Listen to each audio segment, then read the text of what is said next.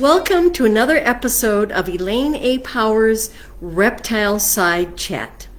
Today we're going to talk about the sense of smell in tortoises. Now you probably haven't been thinking much about just how tortoises smell the world around them. You know, they don't flick their tongue amusingly like reptiles, like some of the other reptiles do, like snakes and even iguanas. But actually, the olfactory system in a tortoise is very important to their daily activities. This includes finding food, finding mates, detecting predators in the area so they can be avoided. And what's interesting is they only breathe through their nose. So if you see a tortoise breathing through its mouth, you know that it has a respiratory infection or it's got food stuck up there. So let's think about the food aspect. After all, that's the part of the daily activities of a tortoise that a pet owner would experience most often. Now, I have noticed when my tortoises are investigating an item to see if it's edible, they might nudge into it. So they nudge it. And I think that means that they're detecting the odor of the food item. Now, what happens is they will pump air through their nose and take the chemical aspects of the odor into their olfactory system. And at the top of their mouth is located a very interesting organ called the Jacobson's organ, or it's also called the vomeronasal organ. And what this does is it takes those chemical cues and transmits that information to the brain.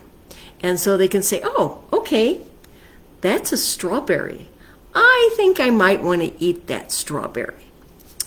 All right, so let's see if I can get one of my family members to demonstrate the smelling of the strawberry. So, this is Gladiola, and you can see her nostrils there on the front of her nose. She's got some really nice nostrils going there. And you'll notice that the tortoises, they don't have teeth and things. They just have this beak that they use to bite down on their food. So I'm going to see if I can hold her with one hand because she is really quite heavy. And we're going to see if we can get her to interact with this strawberry. She's smelling it. I don't know if you can hear the air that she's pumping through her neck, but you can certainly see those muscles moving. And maybe if she likes what she's smelling, she'll take a bite for us. Then again, she may be being a little camera shy right now. All right, what do you think? No? Okay. Well, she's not going to demonstrate the opening the mouth and biting the food today, but you can see how she was pumping the air in her nostrils so that she could detect the food item. And this is important, like I said, for finding a mate and avoiding predators. And what's interesting about redfoot tortoises is they actually leave chemical trails that they can follow to, roam around to find out where the food was yesterday. That might have been a good place to hang out. And so they actually leave chemical trails that they will detect. But one of the problems with their eating and detecting apparatus is sometimes because they're burying their face into their food, they get food up their nostrils. And as I mentioned, they breathe only through their nose. So then they'll have food stuck up there and it'll be, obstructed. So you might hear the tortoises wheezing a bit or trying to snuffle out the item that's in their nose. They also walk around and they'll wipe their nose on their arms, or they'll wipe their nose on a piece of my furniture or something else, something to dislodge the food out of their mouth. So I hope you've enjoyed learning about the tortoises and their sense of smell.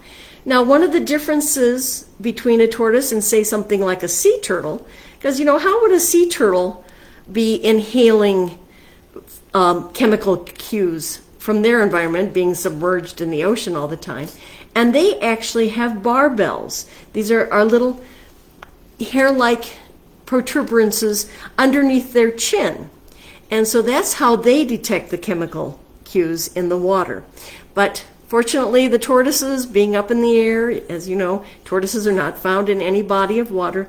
They can just inhale, let those chemicals flow past the Jacobson's organ, and allow them to respond as is appropriate to the situation. So what do you think? You still don't want this strawberry? Maybe? Okay. All right. Well, we'll have it later. So thank you all for tuning in and learning all about the smelling and the olfactory system of the tortoise. Until next time, feel free to visit my websites, ElaineAPowers.com and LyricPower.net, and be sure to sign up for the newsletter.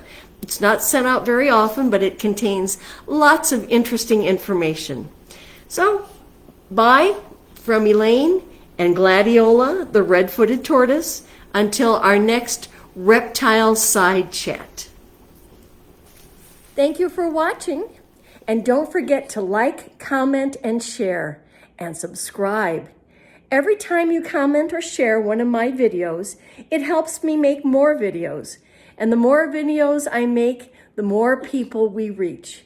And the more people who know about reptiles, the more they'll want to protect them. It's a win-win.